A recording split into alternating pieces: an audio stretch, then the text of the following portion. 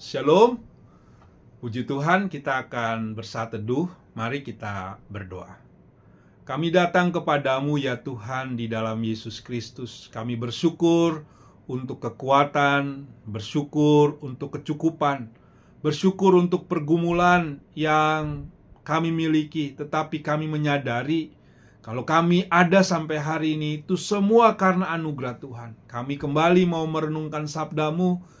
Biarlah Tuhan menyertai kami, memberkati, sehingga firman Tuhan dapat kami hidupkan di dalam kehidupan kami hari lepas hari. Bersabdalah kepada kami, karena kami anak-anak-Mu siap untuk mendengarkan firman Tuhan. Di dalam nama Tuhan Yesus, kami serahkan doa ini. Amin. Firman Tuhan saat ini terambil daripada Lukas pasal yang ke-13 ayat 31 sampai dengan ayat yang ke-35. Demikian bunyi firman Tuhan. Yesus harus mati di Yerusalem, keluhan terhadap Yerusalem. Pada waktu itu datanglah beberapa orang Farisi dan berkata kepada Yesus, "Pergilah, tinggalkanlah tempat ini, karena Herodes hendak membunuh engkau." Jawab Yesus kepada mereka, Pergilah dan katakanlah kepada si serigala itu, aku mengusir setan dan menyembuhkan orang. Pada hari ini dan besok dan pada hari yang ketiga aku akan selesai. Tetapi hari ini dan besok dan lusa aku harus meneruskan perjalananku. Sebab tidaklah semestinya seorang nabi dibunuh kalau tidak di Yerusalem. Yerusalem, Yerusalem, engkau yang membunuh nabi-nabi dan melempari dengan batu orang-orang yang diutus kepadamu. Berkali-kali aku rindu mengumpulkan anak-anakku sama seperti induk ayam mengumpulkan anak-anaknya di bawah sayapnya. Tetapi kamu tidak mau.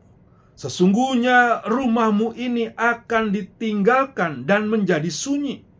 Tetapi aku berkata kepadamu, kamu tidak akan melihat aku lagi, sehingga pada saat kamu berkata, diberkatilah dia yang datang dalam nama Tuhan.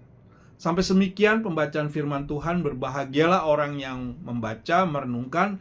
Lebih bahagia ketika kita melakukan firman Tuhan dalam kehidupan kita. Shalom, jemaatku yang diberkati oleh Tuhan kita Yesus Kristus. Biarlah kita tetap semangat dalam menjalani kehidupan ini. Di dalam renungan yang kita baca pada hari ini, kalau kita meneliti atau membaca dalam tulisan Lukas ini, ada satu perbedaan ketika Yesus berjumpa dengan orang Farisi. Kita tahu biasanya kalau Yesus berjumpa dengan orang Farisi, ada terjadi persinggungan tentang pemahaman mereka, tentang aturan, dan lain-lain sebagainya. Tetapi pada saat ini, waktu Yesus bertemu dengan orang Farisi mengingatkan bahwa Herodes akan datang dan engkau akan dibunuh oleh Herodes. Tetapi Yesus dengan tegas, ia berkata bahwa dia akan terus melayani, menyembuhkan dan mengajar, sehingga waktu yang telah ditetapkan oleh Tuhan.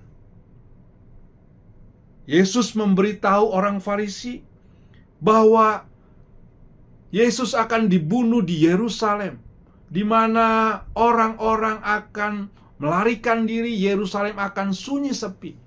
Tetapi Yesus berkata, akan diberkati orang yang datang dalam nama Tuhan. Melalui perenungan ini, apa yang dapat kita pelajari? Yang pertama, ada keteguhan hati dalam panggilan.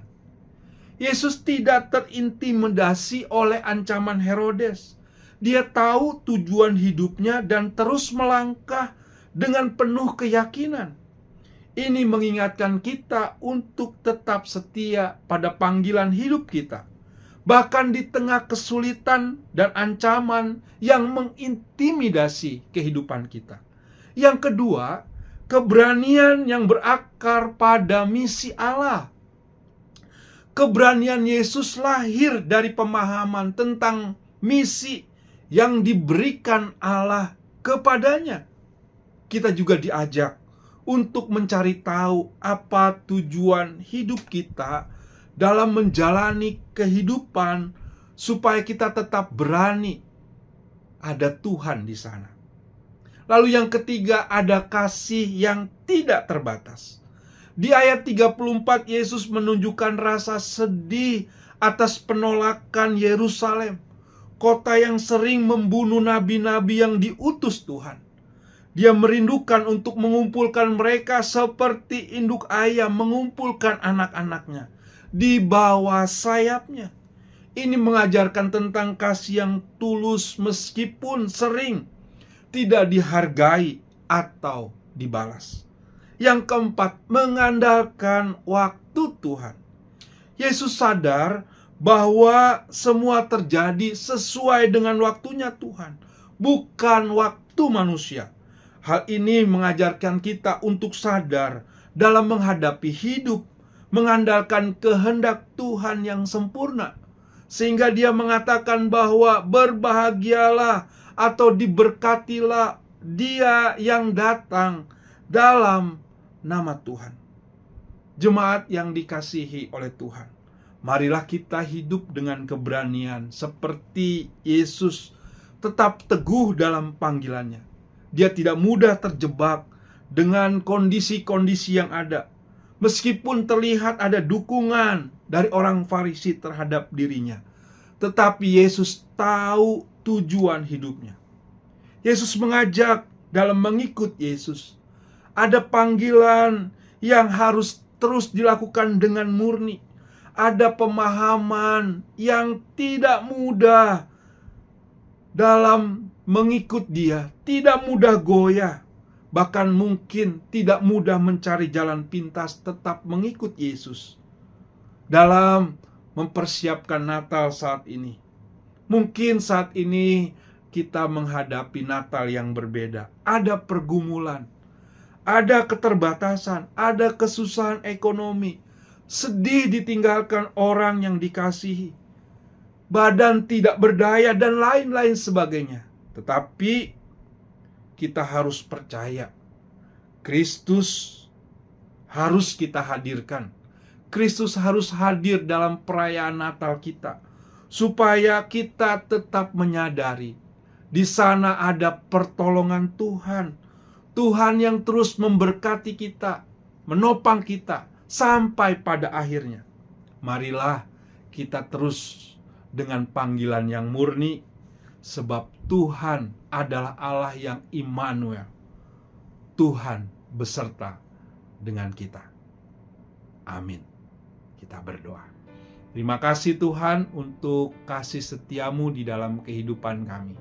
Biarlah firman Tuhan ini menguatkan kami, karena kami menyadari ada kekuatan daripada Tuhan waktu kami menjalani kehidupan ini. Topang kami Tuhan dengan anugerah-Mu, agar hidup kami memuliakan nama Tuhan. Kami serahkan satu hari lagi, agar nama Tuhan dipermuliakan. Amin. Selamat mempersiapkan Natal, tetap semangat, Tuhan Yesus memberkati.